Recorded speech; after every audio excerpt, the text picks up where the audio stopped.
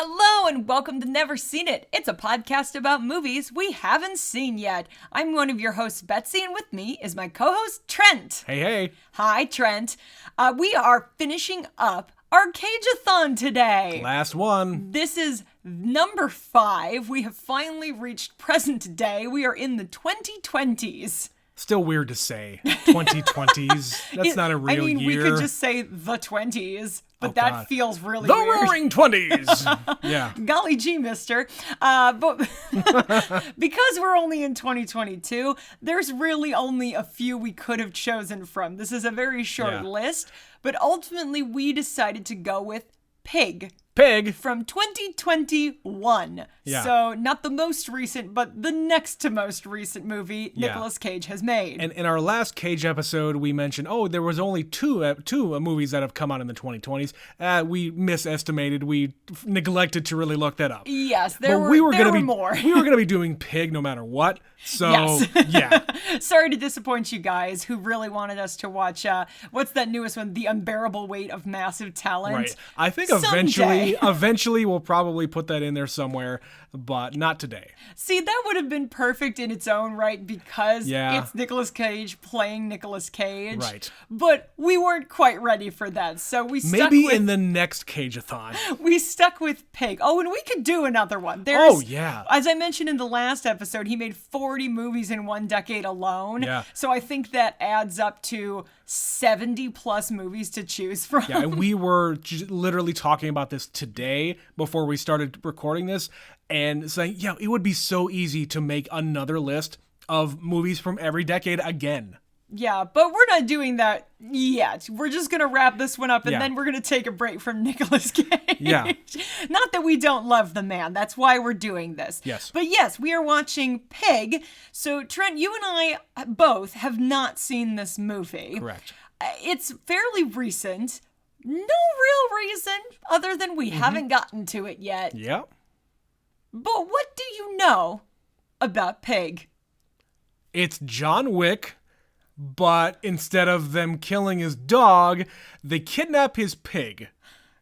And this is a very special pig. The pig that he has is a pet / a truffle pig. He's a truffle pig. Now, I don't know really anything about truffles. I know that it's like expensive things that pigs find in the ground. It's kind of, I think, in the mushroom family. It's a fungus, but it's very fancy, and fancy people like to eat it. Right. But the best way to find them is with a pig.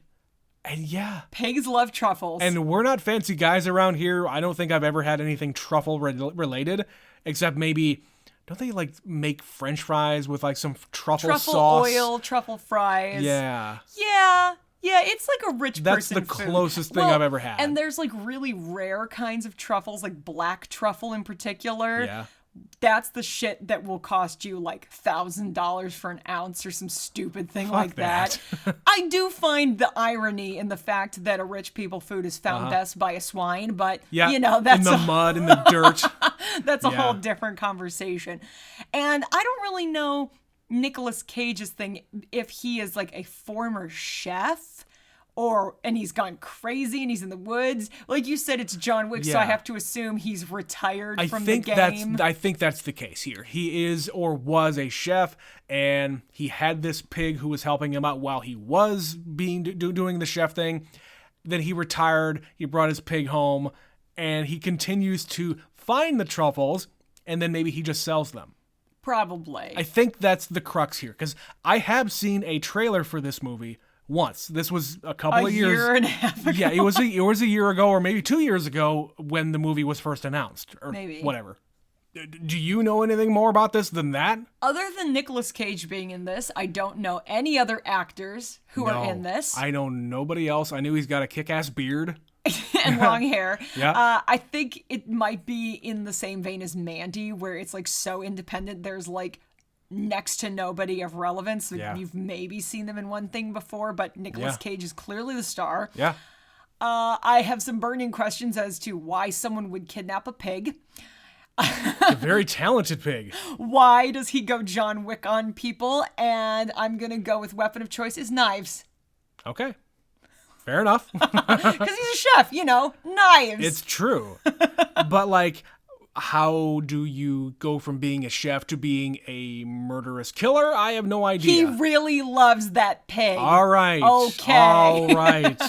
But I think you and I are in the same boat. We're going into this fairly blind, other than we've heard people really like this movie and he's really good in it. Yeah, 2 movies in a row we're covering here that came out within a couple of years of each other that was highly, highly recommended and rated. This and Mandy have like over 80-some%. 80 They're or 90%. sitting close to 90. It's way up there on the Rotten Tomato scale. It's insane. Absolutely. So we're going to go now. We're going to watch Pig, and we'll be right back.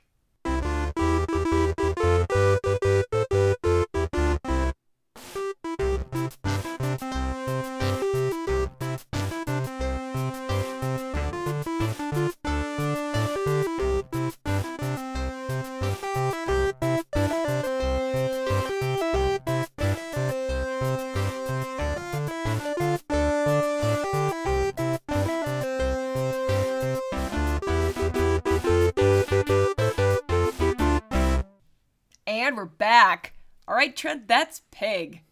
That was wholly unexpected. That was not John Wick in the sense that he murdered people.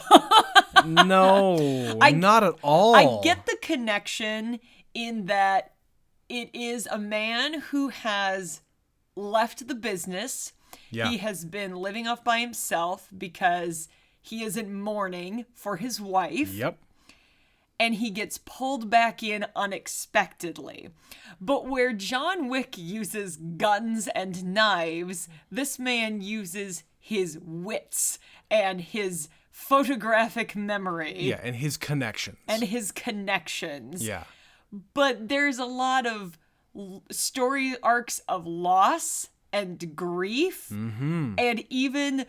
You and I both wrote at the beginning, douchebag in the yellow Camaro. Yeah. And by the end, it's like, but I love that little douchebag. Yeah.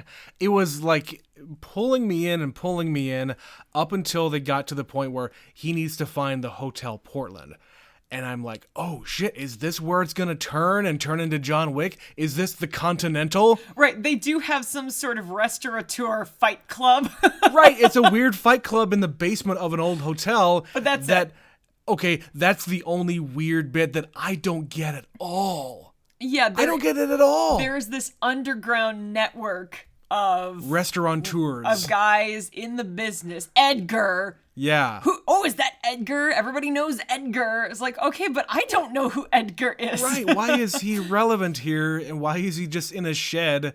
And why do you need to bring him food as an offering to get to talk to him? He looks like another homeless man, but he is not. He runs this place, and he knows everything and everybody. Yeah. He runs this food truck conglomerate. You said it while we were watching the movie. You heard about this place in Portland where a bunch of food trucks just kind of congregate all the time. This is a thing in cities, especially like Portland, where they have a plot of land and there's just benches in between. And the idea is you go to this truck for your drink and that truck for your dessert and that truck for your meal. And you just kind of grab a little of everything and sit down and eat. Right. But they're there all the time. It's not like, on Tuesday we're going to have this variation of trucks. No, they park it there and that's their spot. It's a permanent feature until you decide to leave. Yeah. And you probably give some kind of portion of your profits to... You're paying rent, I'm sure. Yeah, you're paying some kind of rent here for being there. And it's a prestigious thing. Mm-hmm. Like everything about this is about like super fancy restaurants where you have to go and spend way, way too much money for the experience. Right, and then in this movie, of course, the only time we go in a fancy restaurant, right, he gives him a diatribe about how everything about him is fake. You're a big fake phony. Yeah. Do what you love. Why are you so fake? And he breaks him in about a minute and a half. Yeah, and we'll get to that point. But yeah, this movie is a peek into a world that you don't really see a lot of, like fancy schmancy restaurateurs in a big city. Right, and everybody knows this guy. Yeah. Even He is though a he's legend. been off the grid Right. for over a decade. That's why they keep on talking about the John Wick connection, because Right. everybody knows the name John Wick. He's the boogeyman. Yes. And it makes sense because chefs, especially if you gain prestige the way he presumably did, Yeah. they have a reputation. Like, you and I have never eaten at a fancy restaurant like this in our lives. No. But how many celebrity chefs can you name? Sure. So many. And they're brilliant. They're also known usually not as the nicest people in the world. They have idiosyncrasies. They have idiosyncrasies. Yes, like the guy at the restaurant, he says, I fired you after 2 months because you kept overcooking the pasta. Like, he Right. remembers that shit because they're fucking geniuses. Yeah. They are brilliant, Detail oriented. but that also usually means they're not exactly the best people persons. Yeah. And you have to hire people that you can actually trust to get things right, because it's your reputation on the line. Yep. And You can't do everything. And that's why you need a sous chef and Yeah. a strong lineup of people working in your kitchen. Yeah, he was one of the prep guys. Oh, the guy Yeah. at the restaurant, Yeah, yes. the chef, the fancy chef at the fancy restaurant. He was basically a nobody at his restaurant, and he still knew who he was. Sure. But yes, going back to that theme of the comparison to John Wick. So we start the movie, this guy is living in this little cabin in the woods. Here we are in Mandy times Yeah, again. it's There were two some- movies in a row where he is Nick Cage living in a cabin in the woods by himself, and his lady gets kidnapped. Right, except in this one, his lady is a pig. Exactly. Also, that pig was stinking cute. It was. That was a cute pig. And she's just like oinking and looking at truffles. She's also a and- guard pig. Yeah, she's like at the door alerting him that Right. there's somebody there. Trouble outside. Yeah, she was very cute. And he like whistled and she came Mm-hmm. and he made her food, like special chef meals just for his pig, who is unnamed. They don't have a name it's for the just pig. It's just pig. My pig. Yes. It he probably loves hasn't. her. It probably has a name, but we just don't get to hear it. I don't know that she does because he doesn't say it and he just keeps referring to her as If you his love pig. your animal, your pet, whatever it happens to be, you're gonna name that pet. If it's just pig, that's fine. Like, Well, we had a cat named Yes, Kitty, we called the cat Kitty because that was his name. because that is just what stuck with him. He knew it too. He Exactly. responded He to knew it. his name. So I'm sure Yeah. if he yelled pig, his pig would come running. Totally. But he whistles for the pig. Yeah. And yeah, they established pretty quickly that this guy has been alone for a long time. Yeah. Like we said, the only person who comes to see him is the douchebag in the yellow Camaro. Yeah, Amir. He's this 20-something hot shot Yeah, who who's there drives to a- buy his truffles. Yeah, who drives a fancy sports car. In He the shows mountains, up, in the yeah, woods. He shows up in the woods every week to go and collect truffles But he doesn't from even this guy. pay, it seems. Like, he just Yeah. trades him. Yeah. He doesn't give Nicolas Cage's character money. He gives him batteries Yeah. and cooking supplies. Yeah. The basics.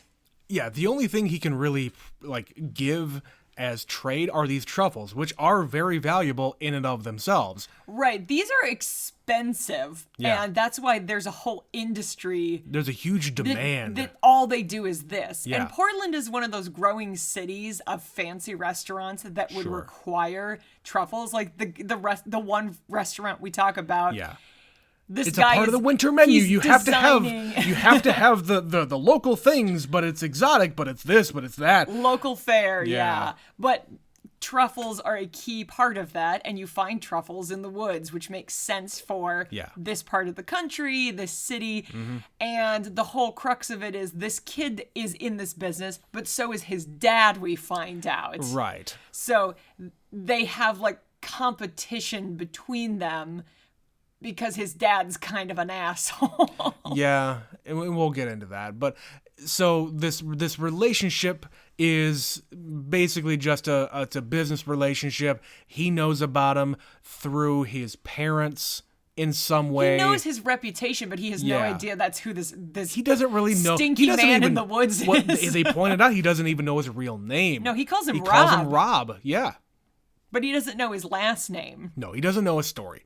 So he goes up there once a week to collect. They make the trade. Like you said, he brings supplies, batteries, and canned goods, and things that he would need to go out and get that he can't actually source himself while he's living out in the woods by himself. Flour, just really basic stuff. Yeah.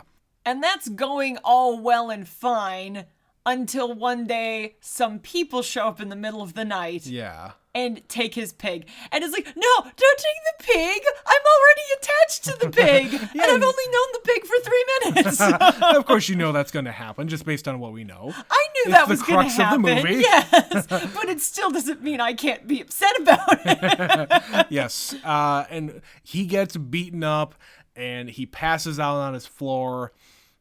And he wakes up and he's covered in his own blood, and his face is sticking to the floor with his blood. The blood has congealed. Yeah. Yeah. That was gross. So I feel like they're setting this up to be this John Wick thing. And maybe that's just because the idea was planted in our heads that that's what it was going to be. So I just kept on trying to make comparisons, trying to fit the pieces in. And then by the end, it just doesn't happen. No, and after a while, I clearly understood that's not where this movie was going, and I stopped believing that's the direction it was going to take. Oh, sure. As soon as they started to have breakfast later on, and they started talking about, oh yeah, my dad and my mom, and this happened to my mom, and Nick Cage starts talking about the eventual earthquake that's going to kill them all. It's like, okay, this is not this kind of a movie. Yeah, this man has really gone off the deep end quickly. Yes. But yeah, they establish, to go back to after his pig is taken, he has to leave. He has a truck, but his truck is so old. Well, it's been covered up. And it's been covered up. And the gas in it probably is no good. The oil's no good. It just, he starts it up. He drives half a block. Well, no, he doesn't know how to fucking drive it. He's got a gear shift problem. Well, in that he clearly doesn't remember how to drive a stick. That's true, but I don't think that's what kills the vehicle. I think it is, because you could hear him driving in the wrong gear for the 15 feet he's able to move the car, and the engine starts smoking. I don't think that would actually kill the engine. If it was a piece of shit car, it would. Well, it's a combination of things, at least. So anyway, the car dies, and he walks to the highway. Wherever that happens to be, he walks to the highway, and he walks all the way to this restaurant down the road. Some roadside diner. Yeah, some diner.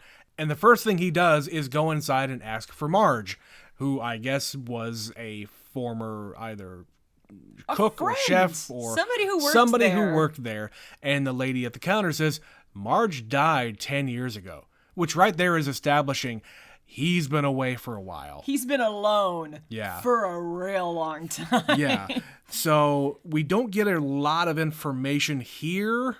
No. But he asks for a phone, and he calls what we are referring to as the douchebag. Well, we didn't even find out his name was Amir for another 3 scenes. Yeah, it's and we didn't even find out his real name for a while. Back at the cabin, he has a tape. Hey, remember tapes, guys? Cassettes, you mean? Cassette tapes? Cassette tape? Yes. For your boom box?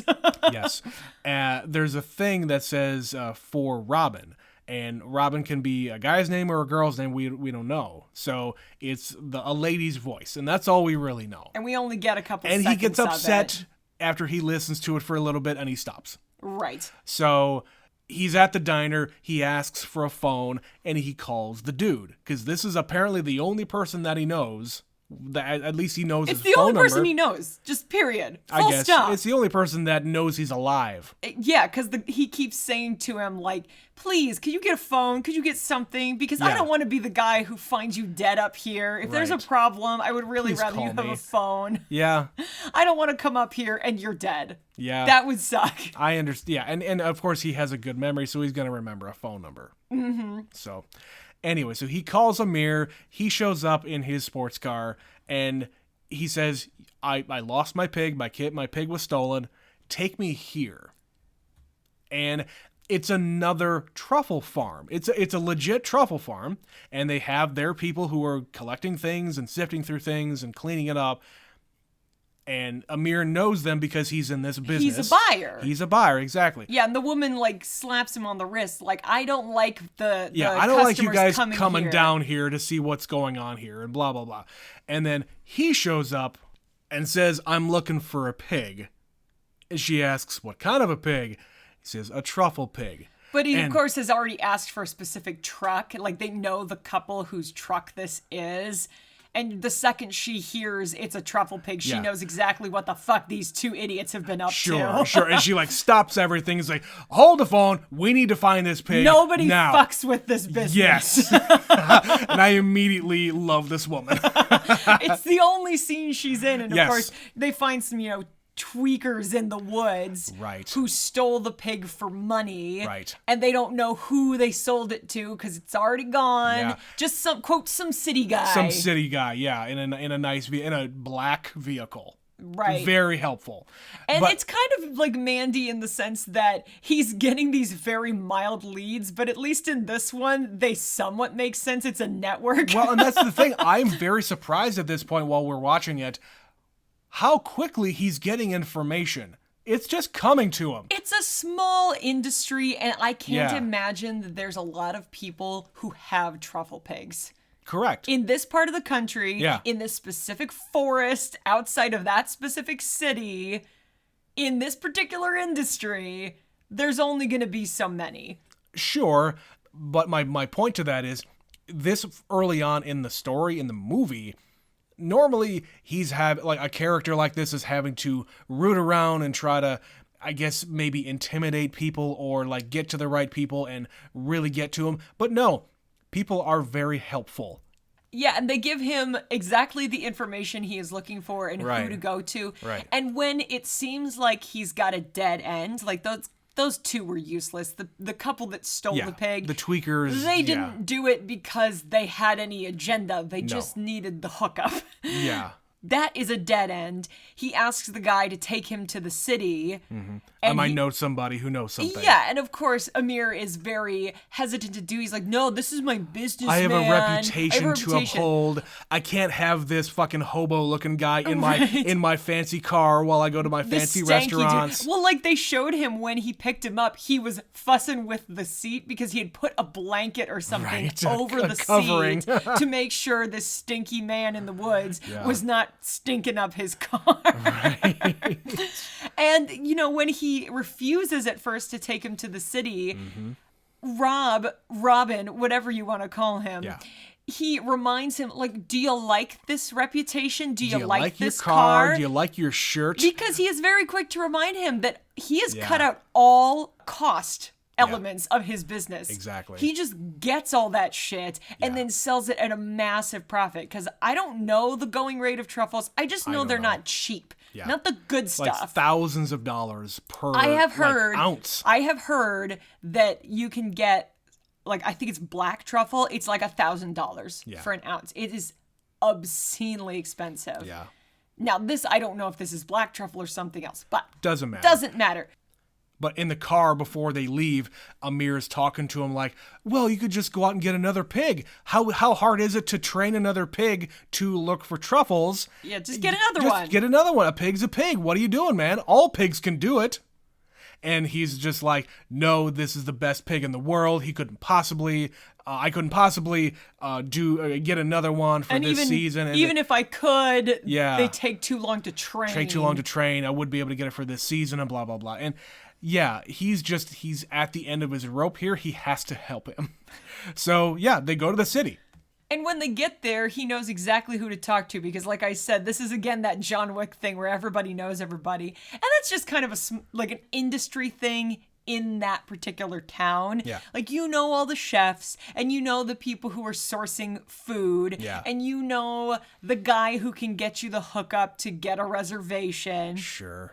Everybody knows everybody. And there's a lot of nameless people in this sequence. Like, even Edgar, we just know his name is Edgar. He's just a dude. We don't know who he is. He's in a weird tent. And he asks him, where's my pig? I'm looking for my pig. And he shuts him down because he says, you're a nobody. Nobody knows who you are and your name doesn't matter. Because all he cares about is a name. Right. And we don't know why until later why he cares. and we're like, he's proven completely wrong, because Robin is undeterred from this thing. He knows that there's this underground fucking fight club type of thing. I wish there was more explanation as to what the hell that was about. Right, because the whole thing was there's somebody when we get there getting their ass kicked. Yeah. And he says, oh, this person lasted for 17 seconds. And with their hands tied behind their back. Well, they're not tied, but they're just standing there. Whatever. That he's not allowed to fight back. Yeah. And he says, okay, that person went for this long. Who's up next? And he shows up and he writes his name on the board. Well, yeah, the other guy gets paid $500 for... I mean, is this just some... like, chefs have a lot of pent-up aggression that they need to get out on their fellow restaurateurs? Is that the whole thing? It's what I was saying before. They're not always the best people. Yeah. And it is a high-stress job, and they're all perfectionists. And it is a way to let loose, and it is a way to get out some of that aggression in a way that's not going to, you're not... Listen, Gordon Ramsay uses his words. But how many people would line up and put fucking huge money down to beat the shit out of Gordon Ramsay in the face? Yes, that is what I'm saying. I think that's what, this is where my mind is taking me here. I think that's what this is. And you were kind of questioning it oh, well, they're going to kick his ass because they all hate him. I don't think it's that they hate him per se. It's that they all know who he is, and they'd love a crack at him. But they kind of established throughout the movie, this dude is not to be fucked with. He is not, because he remembers everybody and he's able to tear you down. Again, in the way that Gordon Ramsay calls you an idiot sandwich. Sure. This guy says, I remember, he'll do it the cutting way where he's like, your sauce was mundane. Yeah, it's the things that you care about as a chef. He knows it and he abuses it. Yeah. So that's probably why they all are willing and able to take a crack at him. Or maybe all of these guys used to work for him in some fashion, and he told them what's what. Yeah. Maybe that's it. I've told you nothing but the truth. Right. And now you're mad at me. Yeah, and I think even the guy who ends up winning, getting the winning bid, I think they're all bidding. The guy who gets the winning bid, that guy was kind of on the older side. So it would make sense that somebody like that worked for him way back in the day. But he was also dressed like maybe a waiter or something. I have no idea. He looked kind of like a low-level guy. Who knows? But if he worked at his restaurant, maybe he just wants a piece. Maybe. I don't know. But we also don't know how much money that was, or It didn't even look like real money. It didn't. It was fake restaurant money. Script. I don't know what that was. Meal tickets or something. I don't no idea. I wish I might have to look into that a little bit more just to get an explanation of what the hell happened. There's nothing illegal here. We're all here voluntarily. No money is changing hands. If there's a raid, that's on you. You don't talk about Chef Club. That's the first rule, Trent. Exactly. And of course, he gets his ass kicked for about a minute, minute plus. And this is enough to prove to Edgar that, oh no, his name is worth something. Sure. Still. Right. And he goes up to him and says, I want my pig. Yep. And he passes along a piece of paper that leads them to this other fancy restaurant that we keep on referencing here. And this is the time where he takes him back to Amir takes him back to his apartment. Yeah, because it's midnight. Yeah. It's the end of the night. We got to go sleep. And he knows the restaurant, and basically he's got the guy in his apartment, and now he knows who he is. He tells him, oh, I made you breakfast. I don't cook very much, but they're eating it. And let me tell you this story about my parents. They would go out on date night to some fancy restaurant or another, and they'd come home and be miserable and fighting. Yeah. But there was one time they went to this restaurant and they came back happy and smiling, and they talked about that meal for years. Yeah. It was the one time that they went out and they came back happy. Yeah. And especially his mother. Yeah, who we find out has committed suicide. He says... That's what he says. He says that his mom committed suicide, but we find out later in reality, she's being kept alive as a vegetable. Yep, she is on life support, Yeah. but she is brain dead. Yeah, that's what it seems like anyway. And he tells him all this because he says, this was your restaurant, and that's Right. the impact you had on my parents, who Right. were really unhappy most of the time. Right. But that was one night they talked about forever, and that's the kind of impact you had in this industry. Right. But then Nick Cage goes on this diatribe about... yeah, like I said, he just thinks, nothing really matters anymore. Yeah, there's going to be, every 200 years, there is an earthquake. Right. And we're due for the next one. And when it hits... When the tidal wave hits... the entire city is going to be flattened. Yeah. And then anybody who still manages to survive will be greeted by a 10-story tidal wave. Right. And he just is like, nothing matters. Everything is dark, and the world is impossible.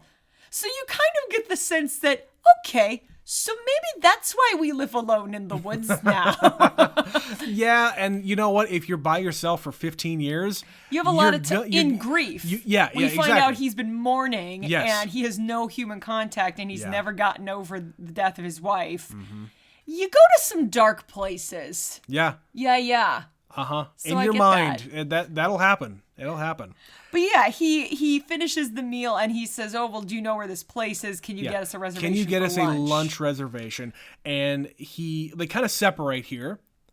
Amir goes to this guy who another is supplier, and he's trying to be a big shot and saying, "Oh, can you get me a reservation here?" And the dude says, "Isn't that your dad's place?" It's like, "Oh, no, I'm not trying to do business there. I'm not trying to cut in on my dad's business." Yeah, No, and no, we no, still no. don't exactly understand the whole dynamic there. Yeah. We're getting little pieces of it. Sure, and I understand where this other guy's coming from. Like, if you try to cut in on somebody else's business, you might be cut off from everybody else.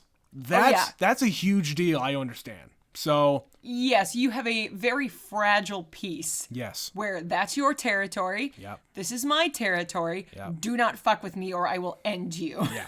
And while Amir is doing that, Robin is gonna go to his old stomping grounds, I guess. Sightseeing, I guess. Well, he goes to his old house. Yeah.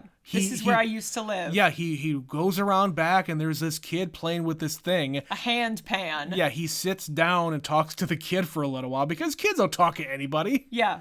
And of course he's like, "Does that hurt?" Like his face Does your all face bloody hurt? and bruised. So, yes, it does. Yeah, what happened to the tree? He asks him about the tree that was in the backyard. And the Right. kid's like, "I don't think we have any of those." And of course, in 15 years, a lot of things can happen. Right. And he just has this like moment of reminiscing. And he does this a few times in the movie where, well, since I'm here kind of a thing. Sure. So he hasn't lived in this house for a long time. He talks to the kid. And you can hear voices. Did you notice you could hear Yeah, there's stuff happening in the house. Yeah. But they never come out to see any of this. Mm-hmm. Never mind the bearded homeless man. The vagrant. The vagrant speaking with your son. Right. He's fine, guys. He's just looking for his pig. Oh, God. Imagine that conversation. I used to live here. Don't mind me. I'm just looking for my pig. And they're kind of establishing that Amir's dad is also in this business. He also sells truffles. And he's a big shot. He's the number one name in truffles in Portland, Oregon. Yeah. And this little doofus is trying his best to establish his own business. Sure. So this restaurant is one he is not supposed to be in because let alone do it can be perceived. He can't do business with them, let alone be in it having dinner or having lunch. Right. If he is in it, it is perceived that he is trying to do business. Because everybody knows everybody. They certainly know his dad. So that's why they would be wary of that. But of course, they go in and immediately ask for the chef.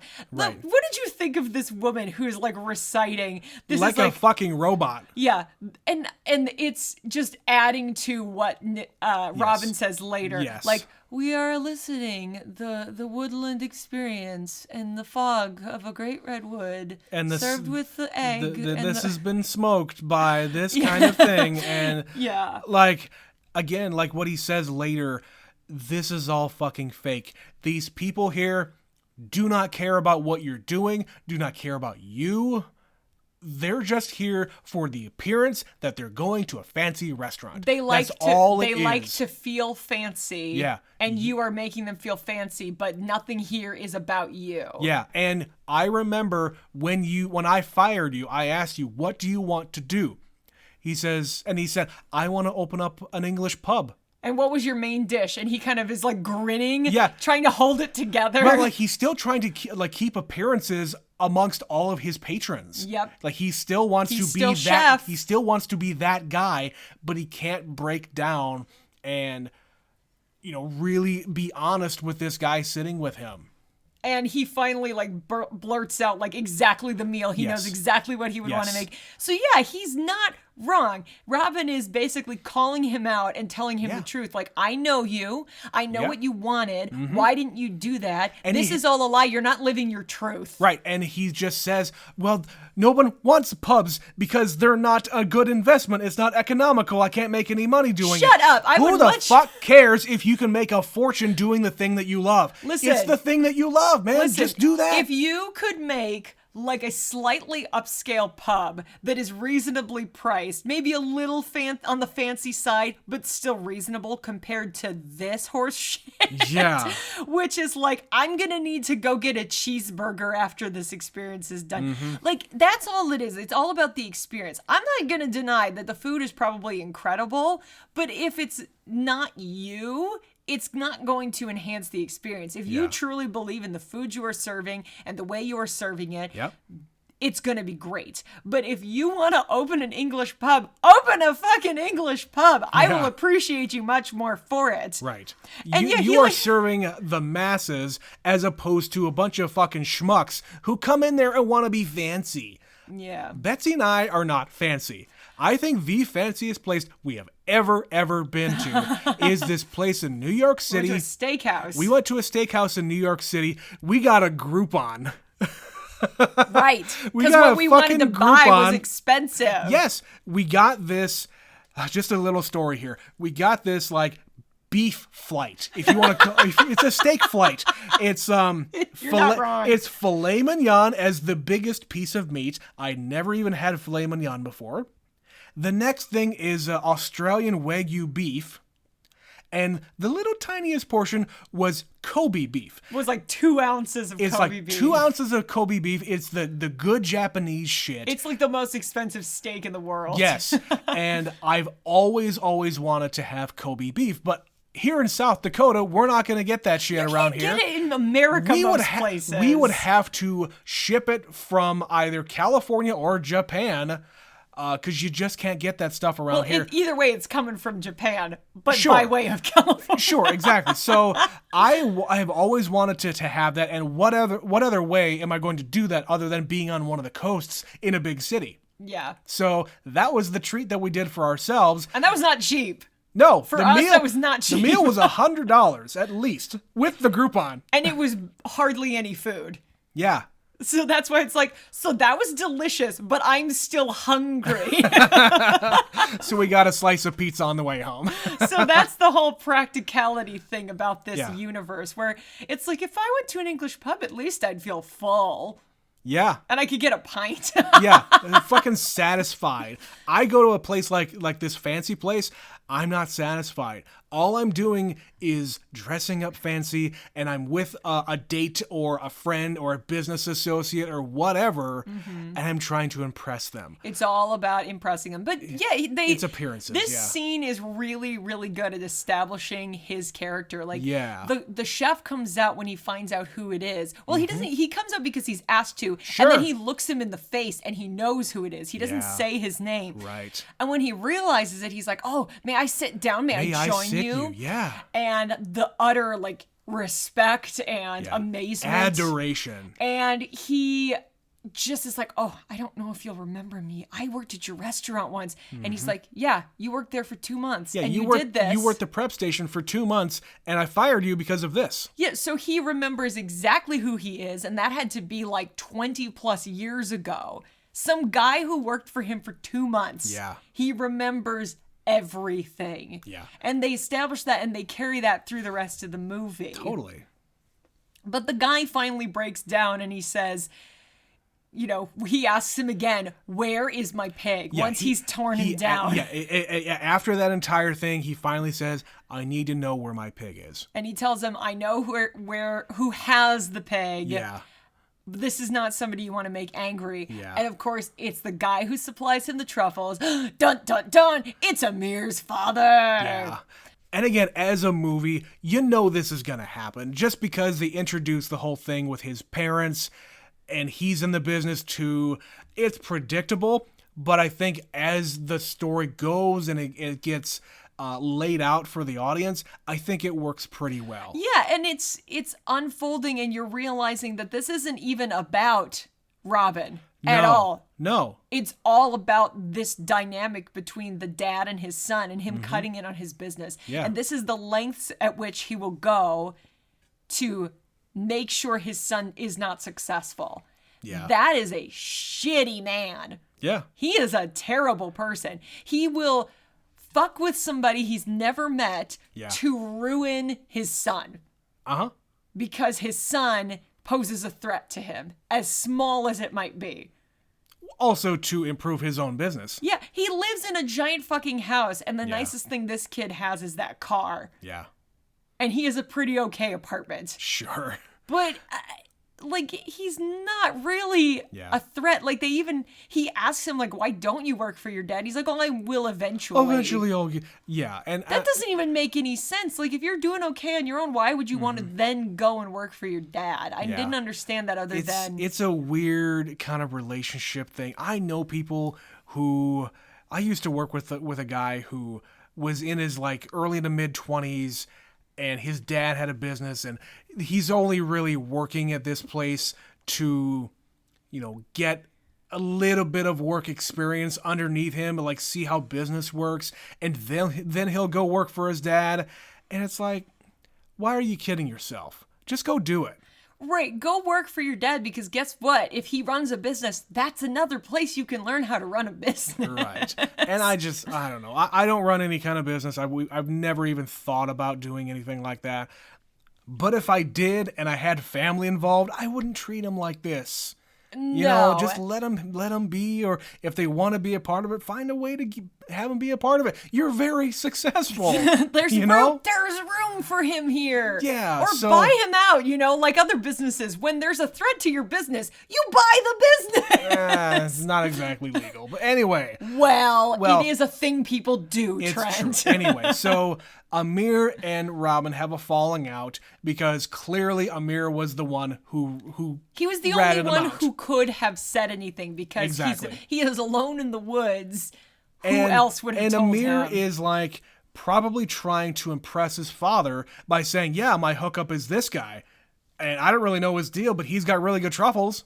And he told him the very first day, like we find out when Robin goes to see this guy, who's played by Adam Arkin, who, you know, son of Alan Arkin. Yes. Now that he is older, he is starting to look so much like his dad. Absolutely. And we love Alan Arkin on this podcast. I wish I had seen his son do more things, because I only know him from a couple of things. Yeah, I think he's a really good actor, though. He was on a TV show in the 90s, and he's done some movies that I've seen. Yeah. But nothing this recent. This is the most recent thing I've seen him in. The last thing I saw him in, he was in one episode of Newsroom. Oh, God. I don't even remember him being on there. Yeah. All right, then. Yeah. But yeah, he immediately asks him to give him his pig back, and he's like, I'm not going to do it. I'll give you $25,000. And then you can go on with your life. And if my son comes to you, you'll turn him away. Right. Like, don't help him out. Like, he just wants him to stop. And, like, you would expect this scene in a movie like this, where the dude is just being a sinister asshole. But in reality, he's got all these other demons. He's got all these secrets about him that he doesn't want to reveal because it would break him down. It would break the facade of this highly successful, very put together dude who's very intimidating. But no. Like, he's very calm, and he's like saying, oh, I ate at your restaurant, and you're great, and we all loved you, and blah, blah, blah. But it like quickly turns, and it's that thing of, it's that mark of a really good actor where it's all like in the eyes or like a small shift in their demeanor when they say, I am not somebody you want to cross. And he just sort of, he's like, you're not getting your pig back. And this is juxtaposed with Amir going to see his mom, who this is where we find out she is not in fact dead. Yeah, they separate again after they have their falling out. Amir goes to see, I guess, talk to his mom. And Robin goes to see his father. And again, like you were saying, the father is doing the thing. He's doing the shakedown of other restaurateurs that he's competing with, but he's doing it to Robin. And Robin isn't in any kind of business. He just wants his fucking pig back. And he says to him, like, were you always like this, or was it not until she died? Right. And he just immediately fires back, were you? Right. Because these two guys have the similar thing where their wife is gone. Yeah.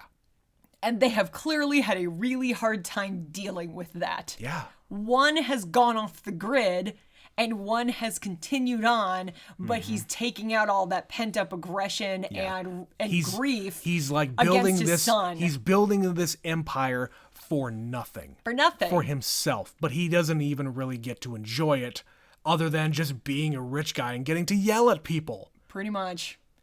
And you know, Amir apologizes to Robin. He's like, I'm sorry I told him about you. I didn't think that he was going to go after the pig. And then he even the big reveal right there saying, I don't actually need the pig to find the truffles. It's kind of nothing. Like, I know how to do that. The trees tell me where the truffles are, and I love my pig. Yeah. My pig is my best friend. It's his company. Yes. It's the only living being he is around. Yeah.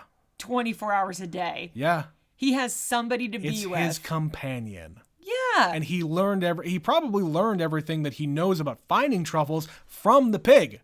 Yeah, the pig does it on instinct. He learned from the pig. He just learned from the pig, exactly. Yeah. Oh, well, I'm noticing a trend. We are always at the same kind of a tree or the same part of the forest. Mm-hmm. And yeah, he gives the guy a list. Like, you have a pen? You have like a piece of paper, something I could write on. Yeah. And he's handed an iPhone, which he sort of looks at. Which, imagine, if you have been off the grid for 15 years. You know what the internet is. Because vaguely. He kind of left in like 04, 05. Okay, yes. So you know what the internet is, but you don't necessarily know what an iPhone is. You don't know what a smartphone is. And like he's like holding it in his hand and he's like hunting and pecking like a person who's never seen a keyboard. But yes, he writes down, go here. Get these things. Get this thing. These things. He sends him on a little bit of a scavenger hunt, but we only see him go to one place. Right, we only see him go to one place, and he sends him to this old building, which we don't know what it is out front. He has to radio inside to say, I want to see this person. They say no. Then they say, I'm here for Robin. Yeah, I was sent by Robin, and he's immediately buzzed in. And we find out it's a mausoleum. And this is where his wife is interred. And this woman also has a wine collection in the basement that used to belong to Robin and Lori. Yeah. And he says, who's Lori? And he finds out. And there is this very sweet moment where she is interred and you see Lorelai, Feld, and then the years. And the woman says, he didn't ask me to, but I'm saving the spot next to her for him. If you would tell him that. It's just like, oh, no. And this is about the point in the movie where I'm like, I don't know if I'm going to make it to the end of this without tears. Because there was just a lot of this grief and emotion. Like, again, Amir is going through all this stuff with his mom, and he says, like, I wish Dad would just let you die, would let you go. Right. And that's fucked up. And to have that be just dragged on for years, I understand it. You have to, there's people who want that hope. that maybe it'll change, maybe it'll get better, maybe they'll be okay, maybe there'll be a development in science. Yeah. And then other times it's just like you just want the closure. Yeah. Which is why so many people, especially like doctors and scientists, have like a do not resuscitate. Oh, sure. Do not put me on life support. Yeah. Because they're the ones that see this all the time. So that's hard being in it all the time. Yeah, and this guy was a kid, probably, when this I happened. could talk about that until I'm blue in the face about, why you should, even if you're the one hooked up to all that stuff, would you really want to wake up years and years and years and years later when all of your friends have moved on from you, all of your family has basically moved on from you? Well, you don't know what you're waking up to. You're a ghost waking up, and suddenly you're alive again, and no one really knows you anymore. Nobody's connected to you anymore, unless you're the family. But even then, you're going to be treated much, much differently than you were. And I don't know if I would want to wake up in that scenario. It's a hard choice everyone has to make for themselves, which is why I get it. But yeah, this is from the outside perspective. This poor kid is watching his mom, who he says, she clearly had problems, and she did try to kill herself, but it didn't kill her, which is why she's now on life support. So that's like a double whammy. Right. And then his dad is treating him like garbage, the only other living relative he has that's close to him. Right. And then you've got dad, who is dealing with this grief, and he's refusing to let go of his wife. Right. And then you've got Robin, who is dealing with the grief of his wife, and now his pig. Where is my pig? Right. So, and it's like, this movie's getting very sad. Right. And we're sold a bill of goods here, Betsy. This is not the high-flying action bloody murder machine. This is a movie about grief and solitude. And it's a lot of serious stuff that I was not expecting. I was not expecting this movie. And the more we talk about it, the more I really like it. And of course, by the end of the movie, we find out that, he's giving him this list and saying, go get these things. Yeah. Why? We're going to get my pig back. Yeah. And so he goes off to the mausoleum while Nicolas Cage goes off to his old restaurant. He's revisiting places again. Mm-hmm.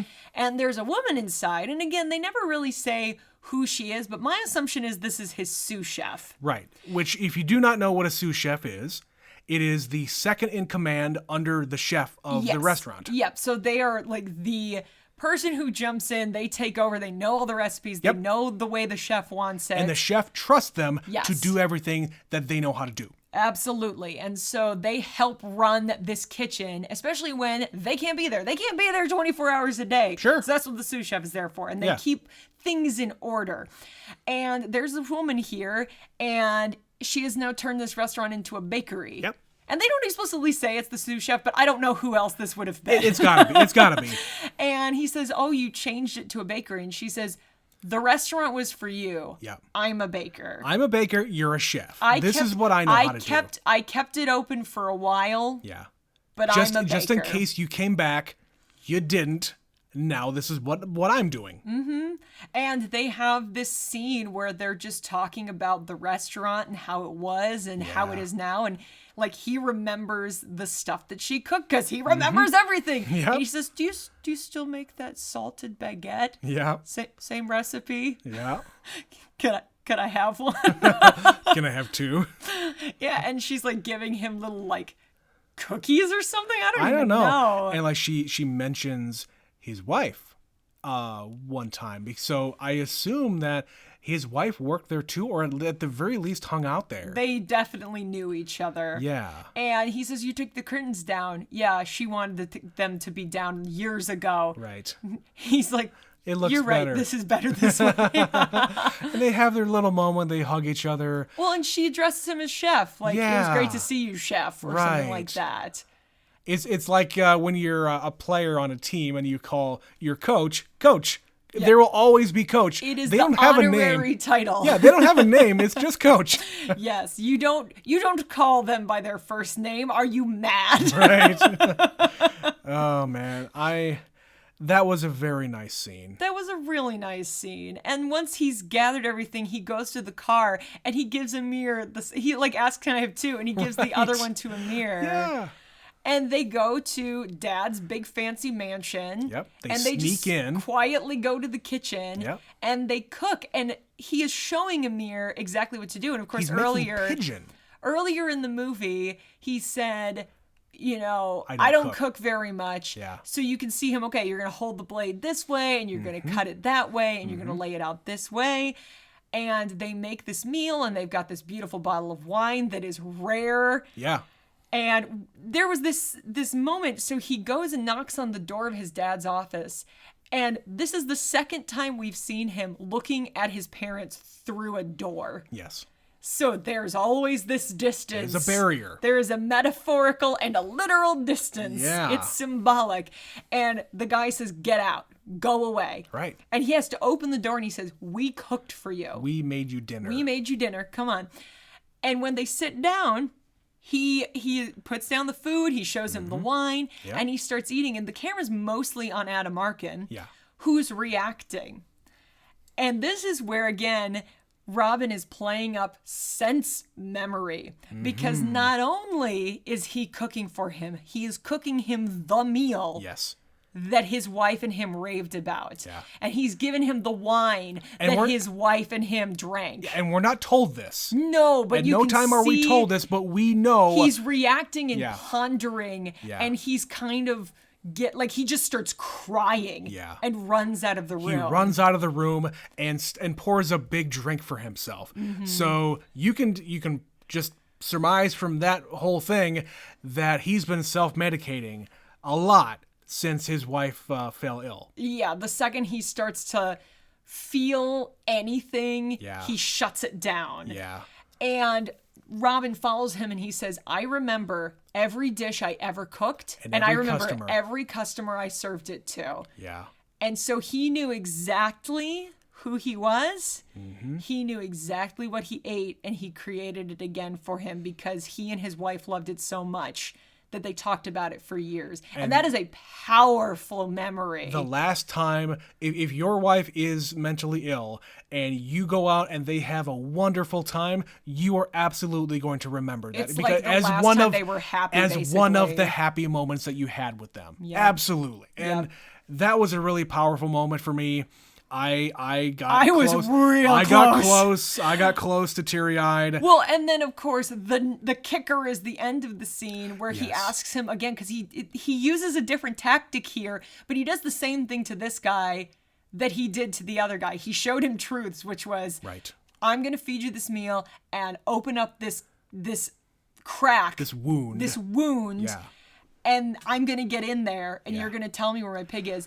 And he says, by the time I even got it, those people, the junkies who were kidnapped too rough, and she was dead. And he immediately collapses on the floor. And all three of them are crying, and I'm just like, and also the sound completely cuts out. Yeah, there's just some music, I guess, in the background you cannot hear. Yeah, and it's just like, oh no. And you know what? By this point in the movie, I kind of figured we were not gonna get the pig back, just because it would be too easy.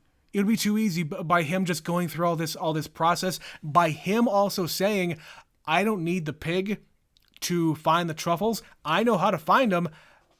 I love my pig. I love my pig. That's what it is. This is why I'm doing this. So you've got three men just crying in a room for different reasons entirely. Yeah.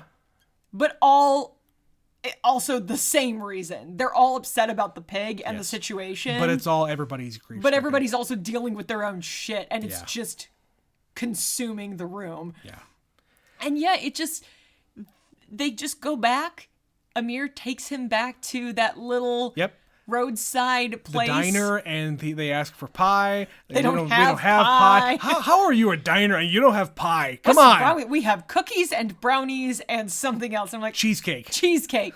Listen, I love a good cheesecake, but I'm not going to get one from a diner. Where's the pie? You need fucking pie. You need the pie in the mechanical turner, in the cylindrical thing that is turning around with the light. God damn it, you're not a diner if you don't have that. A la mode, please and thank you. But yes, they get the brownies, and I think right here when Robin says, I'm going to walk the rest of the way, because he walked all the way there before, Amir's worried about him because he knows now, and he admits it right there in the restaurant. I wish I maybe didn't even leave to go find the pig, because then in my mind, I would have still thought she was still alive. But now I went on this journey and I know she's dead. I maybe regret that. And, you know, he's going through grief as well. And Amir's worried about him. He asks, are you okay? Are you going to be okay if you go off by yourself again? And we don't really know. No.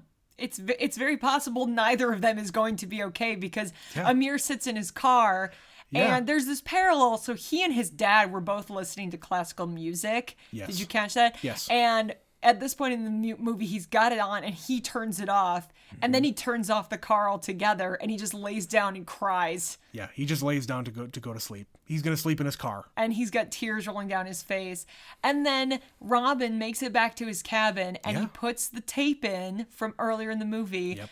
And it's a recording of his wife on his birthday saying, you know, we're going to go to this fancy restaurant and you're going to complain about the food. You're going to hate it. And you're going to hate it, but I love you. And I'm going to get really drunk to deal with your ass. But I love you, and this song reminded me of you, and happy birthday. Yeah. Do you know that song? It sounded familiar. It's I'm on Fire by Bruce Springsteen. Yeah. And it's just this acoustic version and this woman singing very beautifully. And he's just sitting there looking at the empty bed where the pig used to sleep. And this song is playing. And he takes off his boots and the movie's over. And I'm not okay. And yet they play the whole song. And then again, to go back to Mandy, the parallel of this guy who lives in the woods, there's just forest noise once the song is done. And you had gotten up to leave after that whole thing started, but they started playing some sounds of digging. So I don't really know what that means. I didn't stay that long in the credits. So I think it's maybe he's going back to work to get some more truffles. It's probably truffles, yeah. Because they show him like washing his face in the river, and then he's like sitting in his room. Yeah. So yeah, it's probably digging for truffles. There were digging sounds. And of course, my mind being what it is, Jesus Christ, is he like digging his own grave? But it wasn't that kind of a little thing. Digging sounds. It was little digging sounds. It wasn't like a big ass shovel or anything. No. That's where my mind went, but no, I think he's okay. Also, my favorite weird little thing in the credits, if you stick around long enough, there is a character line for the pig. Oh, yeah. And then there's a second line for the pig's understudy. They had two pigs. You know, when the pig, wasn't going to follow directions. When the pig was uncooperative. You gotta have a backup pig. Call the understudy. Yeah. And no, they never gave the pig a name, even in the credits. It's just pig. Just pig. So yeah, this movie, I get the parallel. I get it. I do, yeah. To John Wick. It is not John Wick. Mandy has a lot more in common with John Wick than this one does. This one is really sad. This one is really beautiful. Like the performances are all really beautiful. Like I understand why people really were raving about him, because he's so quiet and controlled. There's something going on in the latter years of Nicolas Cage's career where he doesn't talk much. Like we haven't watched what is it, Wally's Wonderland or Willy whatever thing is called. Apparently he doesn't speak at all in that movie. Really? That is something I heard yesterday when I was looking at other movies. All right. Yeah, I was trying to figure out how many words he spoke in Mandy, because he doesn't talk very much, and I couldn't find that. But I found that he doesn't speak in that movie. And he doesn't speak much in this one. Not really. He speaks more than in Mandy in this movie. Sure. And, maybe it's a whole less is more thing in his later years. Maybe. Because in the fucking 90s, you couldn't get enough of him just gesticulating everywhere and just Nicolas Cage scream. Talking a mile a minute as Nick Cage. It's incredible what he was able to do. But I think, now it's less is more. And that's where the emotion's really coming out. Yeah, and it's beautiful. And Amir, like I said, he's douchebag with a Camaro at the beginning of the movie. Right. And he is this like sad little boy crying in a car by the end. Like he has this huge arc. Yeah. And even Dad, who we don't meet until 2/3 of the way into the movie. Yeah. He has a reputation as this hard ass, but the fact that he is so wounded over what's going on with his wife, what had been and what continues to be going on with her, and how easily it is to snap him when you push the right pressure points. Sure. And it's just, it's real sad, but It's a really good. It's a great story, and I'm glad that we ended up picking this one because of the fact that I needed to get the proper understanding of what this movie is. Definitely. And now that I do, I just appreciate it that much more. Absolutely. Like, the critics were right. Yeah, this has earned the rank that and reputation that we've heard about it. Yeah. So I am glad that we covered it. Do you have any other thoughts? Anything we haven't covered yet? Just maybe little moments or anything? Yeah, there's one little moment in this movie that didn't really fit anywhere else in our conversation here, but it's a very minor thing. At one point, they're talking about if Portland happens to be destroyed for whatever reason. When the earthquake comes. When the earthquake comes. Like, what are you going to do? Move to Seattle? And Robin's like, no, fuck Seattle.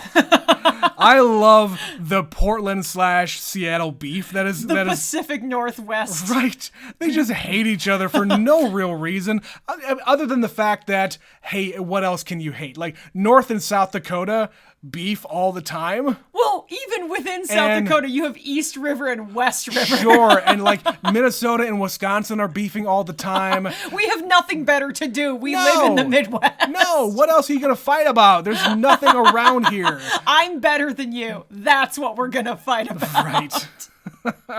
Yes, I love that kind of beef that is just rooted in nothing. Yeah, just because we need this in our lives. Yes. Oh, boy. No, I don't think there's anything else here. I do want to kind of just wrap up this entire, Nick Cage-a-thon that we've been doing for 5 episodes. So we covered 5 decades worth of Nick Cage movies, and you can see the progression. You can see where, he started off as this kind of goofy, you don't really know what to think of him as an actor, but at the very least, he's got really good comic timing. You like his charisma. Yes, he commands your attention on screen at the very least. That's what a good actor is. If you could say anything about Nicolas Cage in particular, is that he demands your attention. Yes. Whatever that means, even when he's being quiet. Yes. Because he has an intensity that a lot of actors do not have. Yeah, and as we move on to Leaving Las Vegas, that's his Oscar-winning performance where, he is this tortured soul, but at the very same time, he is this charismatic guy who is attracting this woman for whatever reason that she's attracted to him. Yep, sometimes it's just... that's how it goes. Yes. And we get into adaptation. Moth to the flame, as it were. Yeah. We get into adaptation where he's flexing more of the acting muscles about him, but he's also playing 2 different characters, so that's a challenge. You kind of get the best of both of those previous characters, where he gets to be intense and weird, but he also gets to be really somber and neurotic. Right, that's the best. And we've already mentioned a couple of times about Mandy, where there's not much of Nick Cage in that movie, but what there Not in the first half. No, but what there is kind of, I don't know, it's like modern classic Nick Cage. It is so overwhelmingly intense, and he is just like staring at the camera at different times. Right. And it's visceral and wild, and it's just like, I don't like this, but I can't look away. Again, commanding your attention. Mm-hmm. And even in this one, yeah, he barely says a word. He's very contained. He's this unwashed, just blob of a man who is still completely respected. No one hardly ever points it out, where Even like when the chef sits down with him, do you need medical attention? Yeah, this is a really nice restaurant, and he is wearing like a sweat-stained, like long underwear. Yeah, he's wearing like long underwear dirty and a coat and fingerless gloves, and he doesn't shower, and he's dirty, and he's covered in blood, and he's allowed in this restaurant. Right. In what world would this man be allowed in this restaurant? Right. Well, the only reason is because somebody dropped his name before he got there. Yeah. That reservation was for him. Mm-hmm. So the person at the desk knew to seat him. Yes. Even if nobody else understood what was going on there. Mm-hmm. So, Totally. yeah, he is this disgusting, dirty woodsman now. But the second they like look at his face, they forget everything else about his appearance. Right. His reputation precedes him. As more than as anything it else. would with Nicolas Cage. His reputation Yes. precedes him. Like, I don't know much about the man himself, but that usually indicates they lead a pretty private sort of life. To a point, yeah. And you gotta respect a guy who made this movie and a Netflix television show about the history of swear words in the same year. We only got through one of those episodes, unfortunately. But he's just yelling fuck really loudly. Yeah. And that's pretty great. It is. We can always look that up again and just hear him do It's it. just range. The man has range, and I'm here for it. So I'm glad we went on this journey. As we kind of touched on in the beginning of this episode, there's so much here yet to discover. I can name a dozen movies he's made, not even like the last decade where it's just so much that we don't need to cover everything because it's not very good sometimes, to be honest. But there's still some really good ones by reputation that I think you and I both want to see. So it is very possible, if not in another series, certainly one-offs, we are going to be revisiting Nicolas Cage. Whether we do another Cage-a-thon or not, we will still cover Nick Cage movies because, as we have said before, even before we started this, we are fans. Absolutely. But that being said, that's going to wrap up the Cage-a-thon. So we're going to throw it here to an email. Trent, what have we got today? Today, we have an email from Mitch from Saskatoon, our distinguished contributor. Ah, yes. Subject line, cameos. Hello, never seen it. First of all, I think you cheated with the last Western movie. It is set in the West, yes, but is it a Western?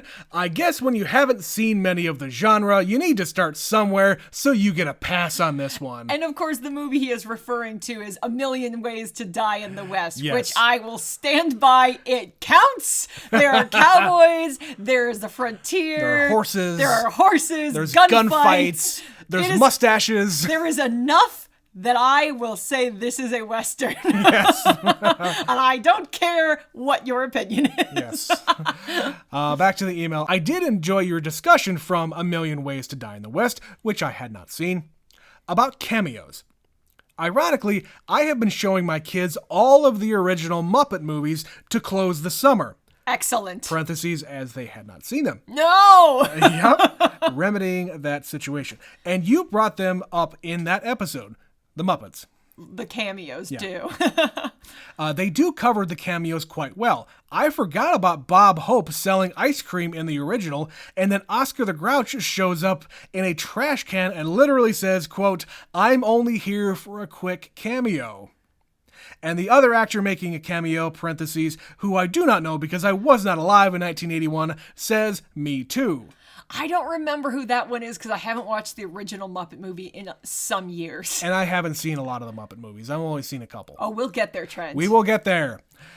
He says, I also love in Muppets Most Wanted, which is the sequel to the 2011 Muppet movie. Yep. When Tina Fey's character says goodnight to all of the prisoners and literally says, quote, "Good night, Danny Trejo." And then he's there. Yeah. And of course, Danny Trejo is that guy who is in all these movies just as this dirty He's down criminal. for whatever. Yeah, he's down for whatever. hey, Danny Trejo is a really good guy. He's a very positive kind of a character in everything. He has risen up from some real nasty shit in his Absolutely. life and has had such a different life since then. Yeah, and He's become a megastar. And by most accounts, he is just a big teddy bear of a guy. I believe it. Most guys like that who look really intense, they are just big softies. Oh, yeah. The Cage-a-thon is wrapping up nicely. It is too bad you couldn't hit up more of those, as there are so many. Yippee-ki-yay, Mitch from Saskatoon. Thank you, Mitch. Thanks, Mitch. Yeah, as we said, there's so many we could have picked. We went back and forth on a few, but we wanted to pick one from each decade to really spread it out. It's a hard thing to decide because we're two people. We have different opinions, of course. There were a couple in each decade that we absolutely knew we were going to do. Adaptation was one of them because you've wanted me to watch that movie forever. Approximately 11 years. Yes. Since we started dating. It's true. And I think the one I really wanted to see was Mandy. So we both got our way, and then the other three were a compromise. Yes, but we were able to cover a bunch that neither of us had watched, which I always appreciate. Totally. Well, with that being said, we want to hear from you, fellow listeners. If you would also like to be like Mitch and send an email, you can do so at neverseenitpod@gmail.com. Tell us what your favorite Nick Cage movie is. Tell us the next actor you want us to do an a-thon about. Whatever you want to say. It could be just a question. You don't have to talk about movies. Just pose us a question and we'll talk about it. We'll talk about whatever you want us to talk about. Movie related, of course. You can also follow us on Twitter, neverseenit_pod. You can find us on Instagram and Facebook, neverseenitpod1. That's the number 1.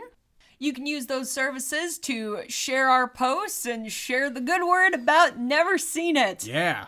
But until next time, we are done with the Nicolas Cage marathon. We're also done with Western Wednesdays. So we're going to have a few episodes of just whatever strikes our fancy. Yeah. Until the next one we brew up. But in the meantime, this has been Never Seen It. I have been Betsy. And I'm Trent. And we will see you next time. See ya.